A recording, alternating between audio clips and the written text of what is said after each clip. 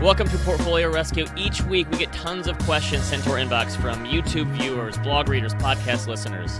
And we decided, why don't we make a show to answer these questions? That's what this show is. Remember, if you have a question, email us, askthecompoundshow@gmail.com. With me, as always, is Duncan.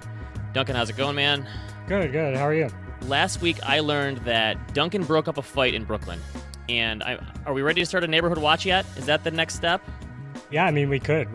Technically, I think it was an attack, not a fight. Okay. I was thinking more about it. That's even better. Okay. One quick comment here, if you send us an email. We've been getting tons of detail from people, which is great. How much money they make, how much they have saved, like different types of investment accounts they have. If you could do us a favor, if you're going to give us one of these 3 or 4 paragraph emails, put it in a TLDR at the end, 3 or 4 sentences, what you're looking for. We can impart the details a little bit in the questions when we answer them, but if you can just kind of break those down for us, that's helpful. But we love the details. So, all right, and I think the first one's actually a short question. Duncan, what do we got here? Yeah. On that note, we have a very short question from Patrick in Dublin, Ireland, which is very cool. Patrick says, I'm a 20-year-old college student from Dublin. My question is, how should young people like me balance saving money to invest with traveling and enjoying life in our 20s? First of all, I'm very jealous here because I would love to go to Ireland. My family is Irish. My parents have been there before. This is the conundrum, right? You want to enjoy yourself a little bit, but you also have this whole idea of compounding when you're young. So everyone has seen the examples where you say, hey, Tom begins saving $300 at age 22. He saves for 10 years, then he stops altogether. And then Greg, on the other hand, begins saving $300 a month at age 35, but he keeps saving all the way through retirement at 65. Who ends up with more money? Let's say an 8% annual return. I ran the numbers here, and Tom wins by a wide margin, like over $200,000 more because he started early and you have that compounding effect. But you're in your 20s. You don't want to look back and say, geez, that's great. I saved all this money, but now what did I do with my life? I want to do that stuff now, and I have more responsibilities. And that's certainly something that I thought about in my 20s because my wife and I kind of thought we'll plan it out. Hey, by our 30s, we'll have kids. We'll have responsibilities. Let's travel as much as we can. So our whole thing was we want to go to as many weddings as we can because in our 20s, everyone has those 3 or 4 years where they have the wedding season. And we said, let's travel when we can go to these places. And let's go on trips, too. There was one time when we took a trip to Mexico on like 10 days' notice. I passed the CFA. Not to brag, I did.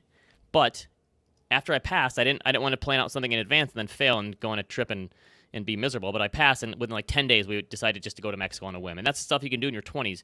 So I want people to still have fun. I think a simple way of doing this is just starting out small. And so when I first started working, I made nothing. My salary was like $30,000. I made no money. I started saving like $50 a month in a target date fund. And then I worked my way up as I made more money, and I worked my way up in my career. And I think you also have to think about trade-offs here. So I lived in a very shaky apartment my very first year out of school. It was not a great situation. I could have paid $200 or $300 more a month to move across town and go into a nicer, newer apartment. But instead, I wanted to have that money to save and spend and have fun with. So I had my $50 a month that I'm saving, and then I saved some money by living in a crappy place. And I think when you're 20s, you have to have some of those trade-offs where if you want to enjoy yourself and also give yourself some good spending and saving habits, you can start out saving small and work your way up, but also have some trade-offs where if you're going to want to enjoy yourself, then maybe somewhere else in life you're going to have to cut back a little bit. What do you think, Duncan? Yeah. Do you think a lot of this comes from the FIRE movement? Because I see a lot of these questions coming in now where I think people feel pressure from a young age now to like try to retire by 50 or something like that. And so, yeah, and I think there could be some middle ground between not saving anything and saving 80% of your income and making your own shampoo in your backyard using wheatgrass or something. Like, you don't have to take it that far, right? Like, I think there has to be a middle ground where you still enjoy yourself. And I certainly am glad that I did that in my 20s because it's really hard for us to travel now that we have 3 kids. It's just not as easy to do. So do it in your 20s when you don't have as many responsibilities and things holding you back. Yeah, I think that's good advice. All right, next one. Okay, so next up, we have a question from Ender who writes, and I left the compliments in, but hey guys, thanks for the dope content. I think there was an expletive too, but I took that out. I watch and rewatch like it's Breaking Bad. My mom has $50,000 of cash that I just found out about. I wonder if she's the real Walter White, ... She's 62 and still working as a nurse, healthy and an amazing person. I would like to help her invest this cash, but I can't decide if I should do something like a dividend ETF for her or 70% VTI and 30% QQQ or something else altogether. It definitely needs to be something that she can set and forget. If anyone's going to be checking it, it'll be me. Thoughts? So Duncan, before we hopped on here, you admitted that you've never seen Breaking Bad before. Yeah, I quit like 1 or 2 episodes in because of that bathtub scene. I couldn't handle it. Okay, so just since we're on the subject here, I went back and looked and found like some great money quotes from Breaking Bad. So John, show the picture here. This is in the storage container where Skylar, his wife, says, "There's more money here than we could ever spend in 10 lifetimes. Please tell me how much is enough. How big does this pile have to be?" And of course, for him, it was too much. One of my favorite lines, "Jesse, you asked me if I was in the meth business or the money business. Neither. I'm in the empire business." That's like a businessman, business comma man kind of thing. Here's my other favorite one. "I am not in danger, Skylar. I am the danger." I thought that was a good investing one too, because it kind of works for this idea, right? It depends is a good way of thinking about this, but I think that there could be potential toxic relationship issues when investing money for your family. Because here's something that happens. I've worked in the nonprofit endowment foundation space my whole career, and those funds are typically run by committee. And the biggest problem I've seen in those committees, besides all the politics that involved, is that the individuals on the committee try to invest the money like it is their own personal risk profile and time horizon, instead of using the one for the organization and the beneficiaries of where that money is going. Because a lot of these foundations and endowments are set up to run in perpetuity. They're supposed to last forever. There's this great story where BlackRock CEO Larry Fink once said he's having dinner with one of the largest sovereign wealth fund managers in the world, and the fund's objectives, the manager told him, were generational. Like, we're saving for future generations. And Fink asked, "Well, how do you measure performance?" And he said, "Of course, quarterly," right? And that's the idea, is that you can mix up your own time horizon and risk profile. So I think the most important thing here is understanding your mom's risk profile and time horizon. Like, what has she done in the past? How does she handle losses? How does she handle volatility? Did she sell out in the past? When does she need this money, right? I think you have to understand what the money's for, the purpose of it. And how much risk does she need to take? How much risk does she want to take? I think like the simplest, boring Ben answer is like figure out a target date fund potentially. But I think you have to understand like what is going to work for her and not just work for you. So because I think if you make the wrong decision here and your mom gets angry with you, you're the one where the buck stops at if you're making this decision for her, even if you're the one looking at it, because she's certainly going to look if things go bad. So I think you just have to kind of figure out what's right for her, not what's right for you. Yeah, it could make Thanksgiving very uncomfortable, right? If a portfolio has been cut in half or something like that. Like that's Yeah, for that'd be sure. rough. All right, one more. Okay.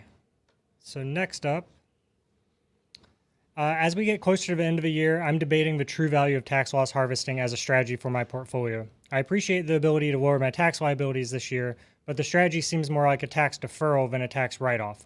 If I believe taxes will go up generally and my personal tax bracket will go up, for context, I'm in my early 30s and expect to have a higher tax bracket later in life, does tax loss harvesting make sense for me? It seems like I'd be passing on taxes at a lower bracket today to potentially pay them at a higher tax bracket in the future. Right, and as we're getting on the end of the year, we got another one that's similar to this, right? Yeah. So let's do them both. Let's run it back. Yeah. And so then we also have, I'm buying a house closing on January 13th. I have to sell stock to pay for it. I'll have the same income in 2021 and 2022. Should I sell in 2021 or wait until 2022? Now, Duncan, this is something that surprised me. We've gotten a lot more questions about taxes than I ever would have assumed we would. And I think there's one simple reason. People hate paying taxes. You could make tens of thousands or hundreds of thousands of dollars or millions of dollars for a wealth management client that you work with. But if you save them $500 on their taxes, they are your client for life. People hate taxes. Yeah. So for this one, because, I always think, like, do you make tax decisions? Do you let that be the tail that wags the dog and make these decisions explicitly on taxes, or do you think about the other ramifications? So I want to bring in my personal tax consultant, our CFO, Bill Sweet. Gentlemen, welcome to suburban New York, where the trees are big and the coffee is warm. I agree, Ben. People generally hate paying taxes more than they like making money. That's something I've observed throughout my career. But listener is spot on. I mean, tax loss harvesting is simply a deferral mechanism. What you do when you tax loss harvest is you step up your basis from the respect that you generate a loss In theory, sometimes you're using that to offset gains, sometimes you're using it to offset ordinary income up to $3,000 a year. But the problem with that is if your future expected tax rate is higher, you could effectively be doing some negative arbitrage, sort of realizing a small gain in the future in exchange for a larger pain in the present, in the future. And that's not a good thing. So John, can you pull up the chart for me? A little chart we put together here. So if you take a look at the tax brackets, focus on the blue here.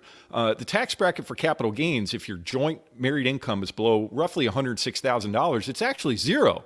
So more or less at that tax rate, it doesn't make any sense. If I'm going to deduct 12%, but my income's going up in the future, I'm going to be paying 15, 18, maybe 24% of my gains in the future. Tax loss harvesting, generally not a good idea. So I think this listener is spot on. That's why we don't advocate a TLH for every single client that we have at Ritholtz Wealth. It really depends. And this is why tax does not scale. It's something that I think needs to be specifically analyzed for each individual client and situation. How hard do you think it is for people to actually predict their taxes in the future, unless they're in like the lowest income tax bracket, right? If that kind of sort of helps if you know where you are now, but I always see this where people say, well, I know I'm going to be paying more in the future, and we just don't know, right? Correct. Yeah. The future is not just unknown, it's unknowable, right? So a lot of things could change.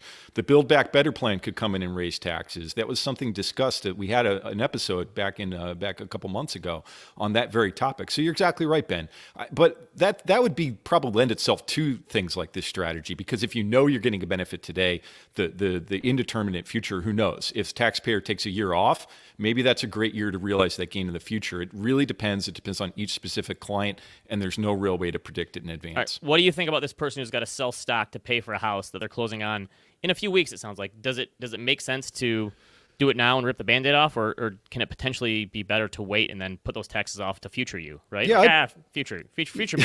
Exactly. Have future me take care of it. Yeah, I think it goes back to that chart. So again, if my income for the year is $80,000, I can realize, if I'm married, I can realize up to $20,000 of gains completely federal tax free. Maybe there's some consequences at the state, but that's not usually that large. So I think splitting it amongst tax years makes a lot of sense. But Ben, you brought up a great point before. If you don't have visibility of this, there's 2 weeks left here in the year to make any changes, right? And you have to make these decisions relatively quickly. So that's why I think working with a professional always makes some sense, especially if they're forward-looking. My big criticism of a lot of the accounting industry is they're always driving like the rearview mirror. They don't care about what's going to happen next year. They care about what's happening now. So finding a good tax advisor, I think, is part of this process. All right. Yeah. Talking your own book here, but you're right. Exactly. Duncan, I'm a company man. We got Bill here. Let's do one more tax question. Okay. I was going to say, I think we might be getting so many tax questions because people like hearing Bill's answers too, you know? But, This is true. I'll take it. So Flattery will get you everywhere, Duncan. So this is a really long one, but bear with me. I live in the San Francisco Bay Area where homes are very expensive. We've heard this, a lot from viewers. In the state of California, if you own a house for 5 years and use it as your primary residence for at least 2 years during that time, you don't need to pay taxes on the first $500,000 of capital gains when selling your home for a married couple. As you can imagine, depending on where you live in the Bay Area, it doesn't take long to have a home appreciation of $500K. If I live in an expensive area like this, am I crazy for trying to move every 5 years or so to minimize my tax burden? I suppose I can just buy a neighbor's home as to not switch communities or school districts for my kid. What other considerations are there to such a strategy? I feel like this is pretty genius, but there's got to be a catch. My one initial thought on this, the catch is, it sounds like a lot of work. A lot of moving. A lot of moving. Moving's there's a lot terrible. There's a lot of frictions involved when you buy and sell a house. There's closing costs. There's realtor fees. There's all these things. I understand the idea here, but Bill, from a tax perspective, aren't there better tax advantage ways of making real estate work for you, like cashing out refinance or a HELOC where you can take some money out? Is it really that big of a deal if you're trying to take these gains quicker and try to offset some of it? Does that make sense to you? It does, from the respect that, assuming that you're able to generate a $500,000 capital gain on your property, I get that that's been the case in the West Coast specifically, but that's it. And yeah, this is a unique thing in the tax code. That's a very large number for a joint couple. It's $250,000 for an individual, and these are large numbers. But Ben, I think you hit on it. It's really transaction costs in real estate that are really painful. I did a refinance recently. I know you and Michael talk about this all the time on the Animal Spirits podcast.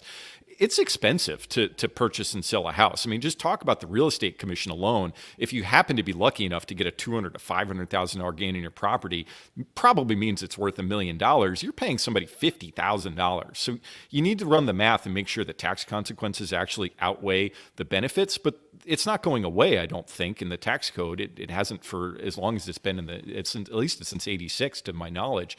The problem is that number's indexed for inflation, or it's not indexed for inflation. It's been around that number since I've been aware of it. But yeah, I think that's it. The thing that I might add as a planning point, which is kind of interesting to think about, is you could potentially leverage this, arbitrage it with a rental property, a business property, in that if you happen to move out of your primary residence and, let's say, rent it for 2 years, again, as long as you're within the window and the time frame, you're able to effectively convert that to a real estate, a residential property.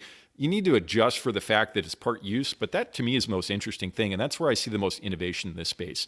But would I move simply to take advantage of this every 2 years? Absolutely not. You and I both have young kids. I moved all the time in the Army, on average every 2 years. I don't ever want to do it again. So if the personal price is worth the tax benefit, sure, I guess, but I wouldn't recommend this as a strategy, no.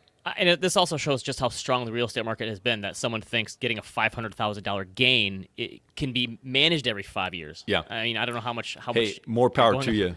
Yeah, I'll drink to you tonight if you can pull this off every 2 years. All right, God one more bless you. question for Bill. This is the big one. Real tree or fake tree in the background? 100% fake. Have you guys ever, at the end of the year, taken that thing out to the fire pit, thrown a match in that? I mean, it is gone in 10 seconds. I told this story in Animal Spirits. I'm a real tree person. My family's always been a real tree. And we got one, and it immediately died in 9 million pine needles all over the house. Every time the dog walked by it, it was like a big version of the Charlie Brown.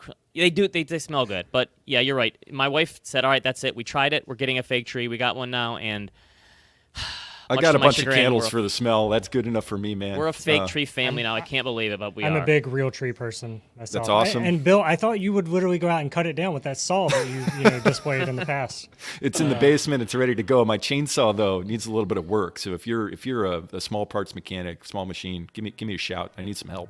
All right. Thanks to Bill, as always, for his helpful tax expertise. Remember, have some thoughts on the questions today. Leave us a comment. A bunch of people are already in the live stream giving some comments. Have a question for the show? Email us, askthecompoundshow@gmail.com. Don't forget to subscribe. Check out idon'tshop.com for all of your compound shopping needs. We're going to be back here next Wednesday for our last show of 2021. We'll see you then. See ya.